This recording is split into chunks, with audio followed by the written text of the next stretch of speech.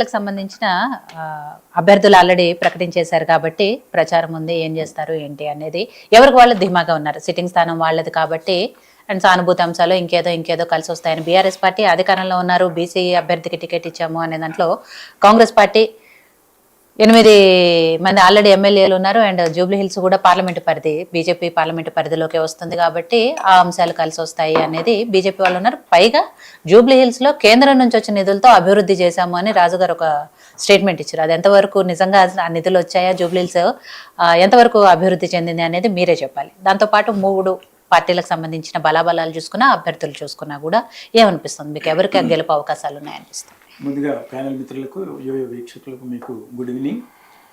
ప్రధానంగా సోదరుడు అన్నదానికి 1 by 1 చెప్తాను. సికింద్రాబాద్ పార్లమెంట్ నియోజకవర్గం పరిధిలో ఉన్నటువంటి జూబ్లీ హిల్స్లో బీజేపీ పార్టీకి ఎక్కువ ఓట్లు వచ్చినమాట వాస్తవం.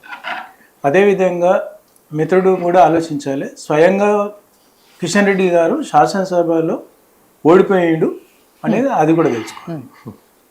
అంబర్పేట నియోజకవర్గం మళ్ళా అంటే ఆ నియోజకవర్గం నుండి శాసనసభ్యునిగా పడిన ఓట్లు అదే నియోజకవర్గంలో మళ్ళా కిషన్ రెడ్డి గారికి బీజేపీ ఎక్కువ వచ్చినాయి. అంటే ఉదాహరణకు అంటే ఎలక్షన్స్ ఒరవడి చెప్తున్నాను. అంటే పార్లమెంట్లో పడినంత మాత్రాన శాసనసభ ఎన్నికలు పడాలని లేదు. ఓకే, ఓడిపోయిన ఆయన గెలిచాడు, ఇది ఓకే ఈక్వేషన్స్. గతంలో నాకు ఉన్నటువంటి అవగాహన ప్రకారం పి జనార్దన్ రెడ్డి గారికి ఖైరతాబాద్ శాసనసభ నియోజకవర్గంలో Jubilee Hills part of the constituency. అంటే P Janardhan Reddy is a mass leader, అందరికీ తెలుసు. ఆయన కంటిన్యూగా ఈ రాష్ట్రంలోనే, ఉమ్మడి రాష్ట్రంలోనే అతిపెద్ద నియోజకవర్గం. అటువంటి దాంట్లో ఆయన రెగ్యులర్గా నిలబడుతూ గెలుస్తూ ప్రజలకు సర్వీస్ చేసినటువంటి సందర్భం. ఇవాళ ప్రజలు కూడా గత అనుభవాల్ని, గత సర్వీసెస్ని ఎప్పటికప్పుడు లీడర్లు ఎట్లయితే పబ్లిక్ని మర్చిపోయి పార్టీలను మర్చిపోతుందో ఇవాళ వాళ్ళ బాటలోనే పబ్లిక్ కూడా నడుస్తున్నారు. మీరు ఎప్పుడైతే అవకాశం కొద్దీ మీకు జీవితం ఇచ్చింది, మీకు ఒక రాజకీయ భిక్ష పెట్టినటువంటి పార్టీలను మీరెట్లయితే వదిలేసిండ్రో, మీరెట్లయితే అవకాశం అంటే పరిస్థితులను బట్టి మీరు మారుతుండ్రో ప్రజలు కూడా మారుతున్నారు. గతంలో కూడా చెప్పాను, ఇప్పుడు కూడా చెప్తాను, మళ్ళీ కూడా చెప్తాను. అంటే ఇవాళ సెంటిమెంట్ రాజకీయాలు అనేది చాలా తక్కువ అంటే పరిస్థితులు కూడా ఉంటాయి. అంటే equations only sentiment will not work. గెలిపోవటంలో లేకపోతే మెజారిటీ ఫ్లక్చుయేట్ అయినటువంటి సందర్భాలు కూడా ఉన్నాయి. అంటే ఇవాళ ఎన్నికలు ఒరవడి చూసుకున్నప్పుడు గతంలో ఒక 100 సీట్లు కాంగ్రెస్ గెలిస్తే ఆ 100 సీట్లు వీళ్ళకే రావాలని లేదు. అదేవిధంగా బీఆర్ఎస్ 100 సీట్లు గెలిస్తే బీఆర్ఎస్కి రావాలని లేదు. అందుకని ఇప్పుడు గతంలో మనం ఆలోచించినప్పటికీ లంక దీపక్ రెడ్డి గారు కానివ్వండి, లేకపోతే మాగంటి గోపీనాథ్ గారు కానీ ఒక 3 times ఎమ్మెల్యే అవడం అనేది అదొక ఎడ్యుకేటెడ్, జూబ్లీ హిల్స్ అనేది ఎడ్యుకేటెడ్ ప్లేస్లో ఉన్నటువంటి కాన్స్టిట్యున్సీ. అది హైదరాబాద్ నడిబొడ్డున ఉన్నటువంటి పరిస్థితి. సో దానికి ఒక శాసనసభ నుండి ఒకే నియోజకవర్గం నుండి 3 సార్లు ఎన్నికవడం అనేది కాన్సిక్యూటివ్గా సక్సెస్ఫుల్గా ఎన్నికవడం అనేది ఒక అప్రిషియేట్ అయ్యి. ఎందుకంటే ఏ ఒక్క రోజుకో అందులో కూడా ముస్లిం కమ్యూనిటీ, రిలీజియన్ ఉంది, బీసీలు ఉన్నారు, సెటిలర్స్ ఉన్నారు, అన్ని మిక్స్డ్ వాతావరణం ఉంది అక్కడ. అయినప్పుడు కూడా 3 సార్లు కంటిన్యూగా గెలిచింది కాబట్టి అంటే ఎంతో కొంత బేస్ లేకపోతే ఎప్పుడు వర్కౌట్ కాదు. ఒకసారి లక్కీ లాటరీ లాగా వర్కౌట్ అవుతుంది, ఒకసారి ఏదో తాయిలాలకు పనిచేస్తుంది. పార్టీ మారిన తర్వాత కూడా ఇంకో పార్టీ నుంచి కూడా యాక్సెప్ట్ చేశారు. సో అట్లా యాక్సెప్ట్ చేశారు. 3 times ఆయన కంటిన్యూగా గెలిచింది కాబట్టి ఓకే, ఆయన ఒక బేస్ ఉంది.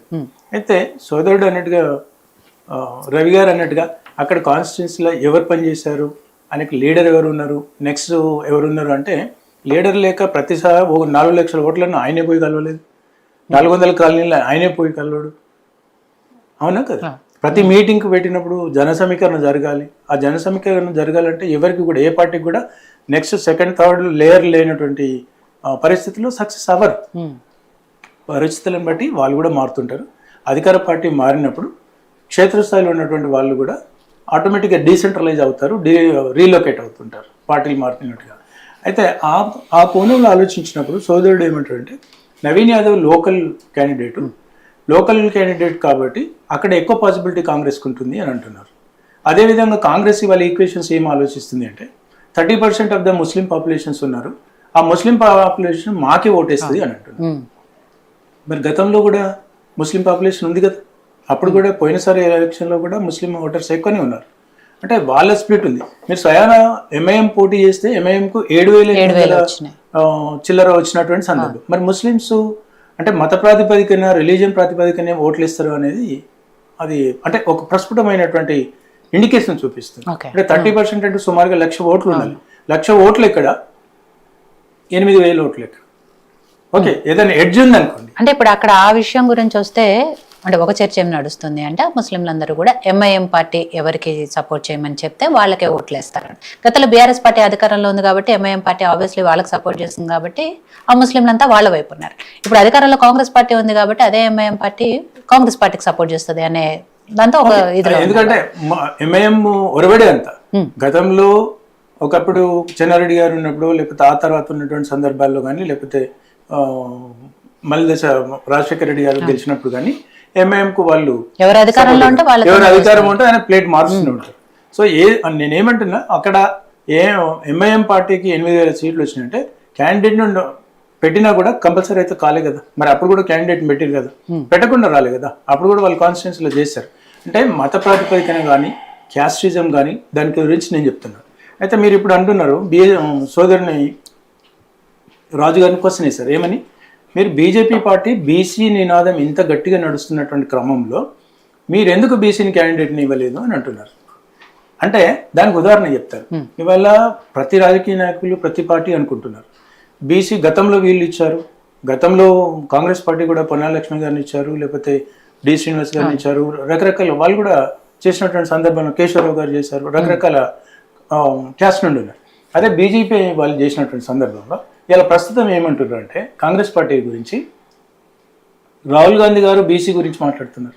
కానీ రాహుల్ గాంధీ గారి డైరెక్షన్స్ లేకనే రేవంత్ రెడ్డి గారు సీఎం అయినా, రాహుల్ గాంధీ గారు అధిష్టానం లేకుండానే 40% మంది ఎమ్మెల్యేలు కాంగ్రెస్ పార్టీలో ఉన్నారా?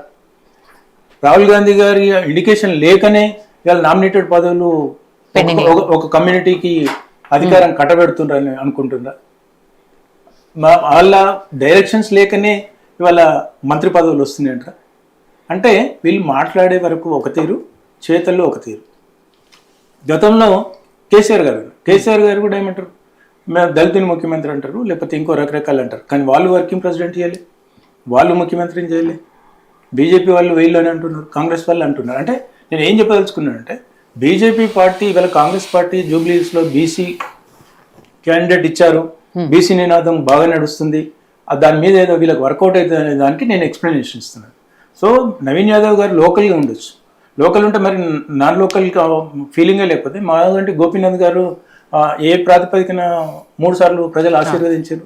అంటే ఎప్పుడు ఒకటే ఈక్వేషన్, దాన్నే బలమైన కారణం ఇదే పని చేస్తుంది అని చెప్పలే కాదు, అది నేను చెప్పదలుచుకున్నాను. అదేవిధంగా జూబ్లీహిల్స్లో ఒరవడి ఎట్లుందంటే మీరు 2 సార్లు తీసుకున్నా కూడా కాంగ్రెస్కి బీఆర్ఎస్కి ఎప్పుడు కూడా 10% ఎడ్జ్ ఉంది. 10% ఎడ్జ్ గతంలో 2018 తీసుకోండి, 2023 తీసుకోండి, 10.5% అట్లా. ఆ 10.5% ఎడ్జ్లో ఎప్పుడు కూడా బీఆర్ఎస్ లీడ్ చేసింది. కాకపోతే పరిస్థితులు మారవచ్చు, అవకాశవాదులు ఎక్కువ ఉంటారు. ఇవాళ రాజకీయ నాయకులు వాళ్ళు ఏంటి అంటే ద్వితీయ శ్రేణి, తృతీయ శ్రేణి, డౌన్ ద లెవెల్ ఏమవుతుందంటే మీరు అవకాశం కొద్ది పార్టీలు మారుతున్నారు, మేము ఎందుకు మారవద్దు అనేటువంటి ఒక క్వశ్చన్ వాళ్ళు ఉత్పన్నమవుతుంది. ఎందుకంటే వాళ్ళకు కూడా ఎగ్జిస్టెన్స్ ఉండాలి కదా, మీ ఎగ్జిస్టెన్స్ కోసం మీరు పోతున్నారు, మరి మేము పోవాలనేటువంటి క్రమం వాళ్ళకు కూడా ఏర్పడింది. వీళ్ళని చూసి వాళ్ళు నేర్చుకున్నారు. సో వాళ్ళు కూడా వీళ్ళు పోయినంత మాత్రాన వాళ్ళు ఉంటారని కాదు, వాళ్ళు ఉంటారన్నంత మాత్రాన వీళ్ళు ఉండరు అని కాదు, ఏదైనా జరగవచ్చు. మీరు గతంలో జిహెచ్ఎంసీ ఎలక్షన్స్లో, కార్పొరేటర్ ఎలక్షన్స్లో తీసుకున్నటువంటి ఒరవడి డిఫరెంట్, అంతకుముందు బీఆర్ఎస్కి వచ్చినటువంటి సీట్లు, తర్వాత వచ్చినటువంటి సీట్లు తేడా. అయితే ఇప్పుడు లంకల్ దీపక్ రెడ్డి గారిని బీజేపీ పార్టీ ఒక ప్రధానమైనటువంటి ఎక్స్పోజర్ పెట్టుకున్నారు. అంటే గతంలో కూడా సీట్ ఇచ్చారు, ఇప్పుడు కూడా ఇచ్చారు. ఆయనకు ఎందుకు ఇస్తున్నారు అంటే ఒక బలమైనటువంటి, ఇంతకన్నా బలమైనటువంటి నాయకుడు వాళ్ళకు ఉంటే బాగుండేదేమో అని అనుకుంటున్నారు. అదేవిధంగా వీళ్ళు క్యాండిడేట్ డిక్లరేషన్లో కూడా ఎప్పుడు గత శాసనసభ ఎన్నికల్లో కావచ్చు, లేకపోతే ఎప్పుడు కావచ్చు, యాజ్ యూజువల్ డిలే. సో డిలేతోని ఏదో వాళ్ళు ఎంత వెరీ అంటే ఎలక్షన్స్ మూమెంట్ అనేది every day also it makes sense. అంటే ప్రజలు ఒక మైండ్ సెట్ డిసైడ్ కాకముందుకే క్యాండిడేట్ను డిక్లేర్ చేయాలి. కొన్ని సందర్భాల్లో వర్కౌట్ అవుతుంది. అంటే ఎదుటి వ్యక్తి ఎంత వీకు, ఎదుటి వ్యక్తి ఎంత స్ట్రాంగు, దాన్ని బేస్ తీసుకొని ప్రత్యర్థిని దృష్టిలో పెట్టుకొని క్యాండిడేట్ను డిక్లేర్ చేయడంలో వేరు. మరి అంతకన్నటువంటి బలమైనటువంటి నాయకుని పెట్టారా? పెట్టలేదు. అంటే ఇవాళ జూబ్లీస్లో ఒక మతవాదం అనేది, లేకపోతే అంటే ఒక రిలీజియన్ అనేది ఫీలింగ్ అక్కడ క్రియేట్ అయింది. అంటే జూబ్లీస్ అటు పక్కకు మలక్పేట్ అనుకోండి, లేకపోతే జూబ్లీస్ అనుకోండి, లేకపోతే కొన్ని హిందూ బార్డర్లో ఉన్నటువంటి కాన్స్టిట్యున్సీస్ ఏవైతే ఉన్నాయో హిందువులకు కూడా ఒక అలర్ట్నెస్ అయితే వచ్చింది. ఏంటంటే వీళ్ళు రాను రాను రాను రాను వేరే కాన్స్టిట్యున్సీలలో కూడా, ఒకప్పుడు ఓల్డ్ సిటీకే పరిమితం అనుకున్నటువంటి ఎంఐఎం పార్టీలు ఇవాళ వేరే ప్రాంతాలకు కూడా విస్తరిస్తున్నారు. ఇది ప్రమాదకరమైనటువంటి సంకేతం అనేది ప్రజలకు అది అర్థమైన మాట వాస్తవం. అంటే నేను వేరే పార్టీల కోసం చెప్పట్లేదు. ఈ కోణంలో వీళ్ళు ఏదైతే 30% పాపులేషన్ ఉంది, మాకే ఓటేస్తారు అని అనుకుంటున్నారు కదా, అక్కడ 100% స్ప్లిట్ అవుతుంది. అయితే కాంగ్రెస్ ప్రభుత్వం ఏం చేసింది, ఇప్పుడు దీన్ని దృష్టిలో పెట్టుకొని జూబ్లీస్ బై ఎలక్షన్స్ పెట్టుకొని ఈ ముస్లిమ్స్ సంబంధించినటువంటి గ్రే యార్డ్స్ కానీ, లేకపోతే వేరే వేరే సంక్షేమ పథకాలు కానివ్వండి, వాళ్ళకు ఉన్నటువంటి ఆ డివిజన్స్లో కార్పొరేటర్స్ ఉన్నటువంటి డివిజన్లో కానీ, లేకపోతే ఈవెన్ వక్ఫ్ బోర్డు సంబంధించినటువంటి ప్రెసిడెంట్ కానీ, వీళ్ళందరూ కూడా కొన్ని సంక్షేమ పథకాలు కొంచెం గ్రౌండ్ లెవెల్ అవ్వడానికి ఉంది. మీకు రీసెంట్గా కాంగ్రెస్ గవర్నమెంట్ ముస్లిం మైనార్టీకి సంబంధించినటువంటి కొన్ని స్కీమ్స్ అనౌన్స్ చేశారు. మైనార్టీస్ స్టార్టింగ్ నుంచి ఉంది, బట్ రీసెంట్గా ఇంప్లిమెంట్ చేశారు. అయితే ఇంప్లిమెంట్ చేయడానికి ప్రతి ఒక్క యాక్టివిటీకి ఎంతో కొంత ఇంప్లిమెంట్ అనేది ఉంటుంది. ఉన్నా కూడా అది ఎప్పుడు కూడా పనిచేయదని చెప్తున్నాను నేను. ఎప్పుడు దాన్ని ఆశ పెట్టుకుంటే, ఒకేలా కాంగ్రెస్ గవర్నమెంట్ ఉంది అంటే గతంలో ఎన్నికల్లో పోటీ చేసినప్పుడు రాష్ట్ర వ్యాప్తంగా అన్ని స్కీమ్లు అన్ని ప్రజలకే ఇస్తున్నారు. మరి ఒక దగ్గర గెలిచారు, ఒక దగ్గర గెలవలేదు. మరి గతంలో బీఆర్ఎస్ ప్రభుత్వం ఉంది, అన్ని ప్రాంతాల్లో ఇవాళ కుటుంబిషన్లు పంచారు, లేకపోతే ఈ మహిళా మ్యారేజ్ స్కీమ్ కానీ, లేకపోతే కళ్యాణ లక్ష్మి కానీ, లేకపోతే వితంతువులు కానీ అట్లాంటిది. మరి వాళ్ళు మంచినీటి హైదరాబాద్లో వాటర్ ఫ్రీ సబ్సిడీ చేశారు కదా బీఆర్ఎస్ వాళ్ళు. అంటే అది కూడా మరి పనిచేసిందంటే మరి వేరే ప్రాంతంలో కూడా చేయాలి. అంటే కేవలం సంక్షేమ పథకాలనే మీరు ఆధారం పెట్టుకుంటే, కేవలం మీరు మతోన్మాదం మీదనే పెట్టుకుంటే, కేవలం మీరు సెంటిమెంట్ మీదనే పెట్టుకుంటే ఇది వర్క్